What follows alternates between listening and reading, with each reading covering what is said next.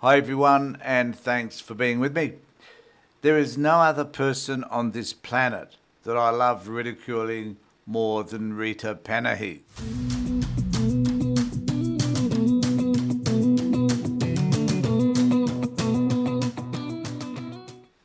Now, one of the issues that have been dominating Sky News forever, since Albanese became Prime Minister, is his effectiveness, particularly in relation to his relationship with Donald Trump.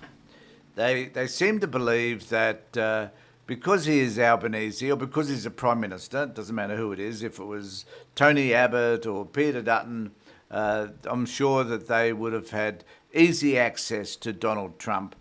But they get distressed when they discover that Albanese has not contacted or has not been able to. It doesn't mean he hasn't made the effort. He probably has to contact and speak to Trump. But they become, I don't know, frustrated, irritated, disappointed, and to some extent excited, I think, about the fact that that Albo hasn't made contact with Trump. So there's this little snippet I want to take from Panahi's show where she has Prue McSween.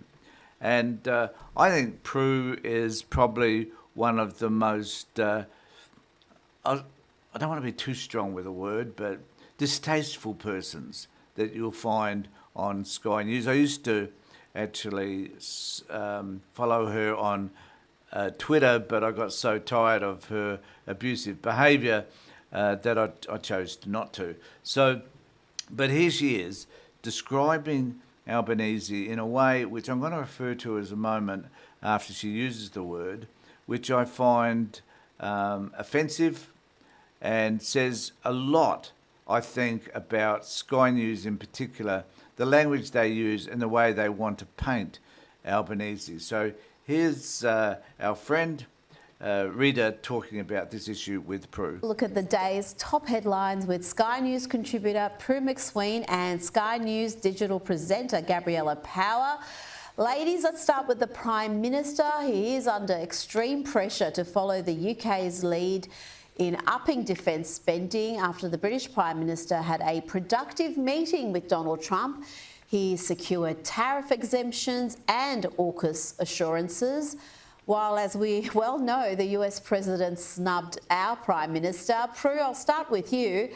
What can Anthony Albanese do to repair the somewhat fractured relationship we have at the moment with our biggest ally? Well, you can't change history, can you, Rita, when you think about what he's said about Trump in the past and then the actions of not just Albanese but the foreign minister, which is just so anti-Israel and really unsupportive of one of our greatest ally. And I think this is part of Trump's deal plan. Can I just say that I would challenge the notion that Albanese is anti-Israel. But this is the focus that Sky News often take, is that unless you're overtly supportive of Israel, then you're anti-Israel. And if you're anti-Israel, of course, in their view, you're anti-Semitic.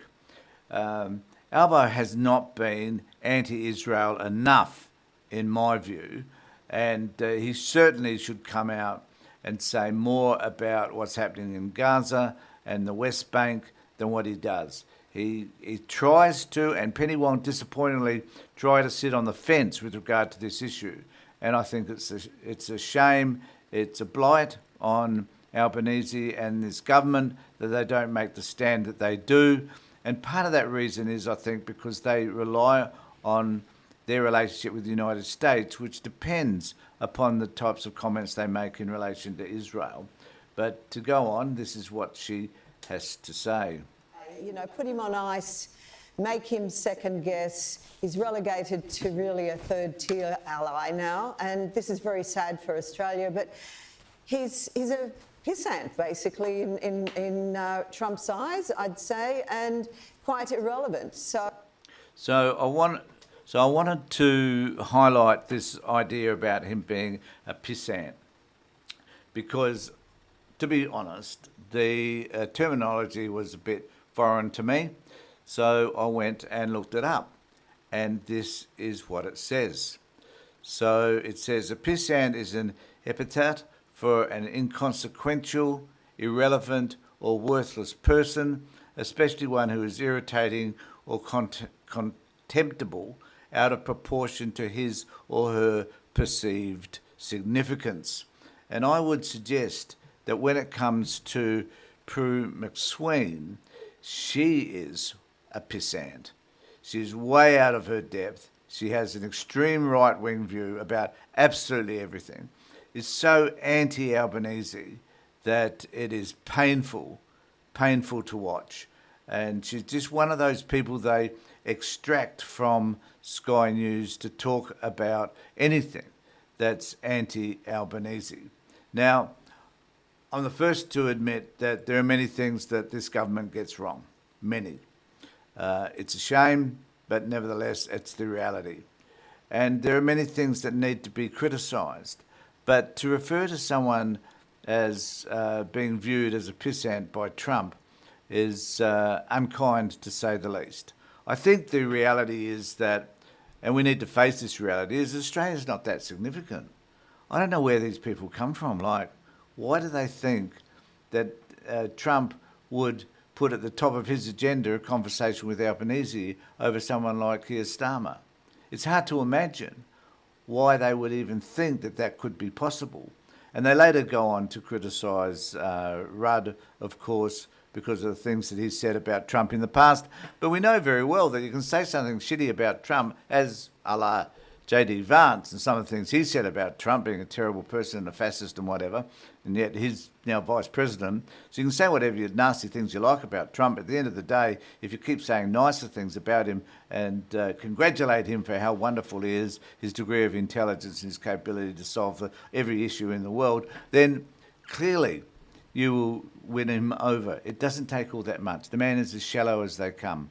But there seems to be this continual effort to suggest that we in Australia are somehow significant, that we're that important that we should be able to ensure that a meeting will be held with Donald Trump, and meaning also, I guess, that at the end of the day, not only will we hold a meeting, we'll be able to miraculously solve all the problems in relation to tariffs that have been imposed upon us by the US. So let me know what you think about all of that, and particularly let me know what you think about Sky News, and particularly, I guess, in this particular instance, Prue McSween. So in the meantime, subscribe to my channel, ring the bell for further notifications. It doesn't cost you anything, and it will help me out. In the meantime, take care, look after yourselves, and more importantly, be safe.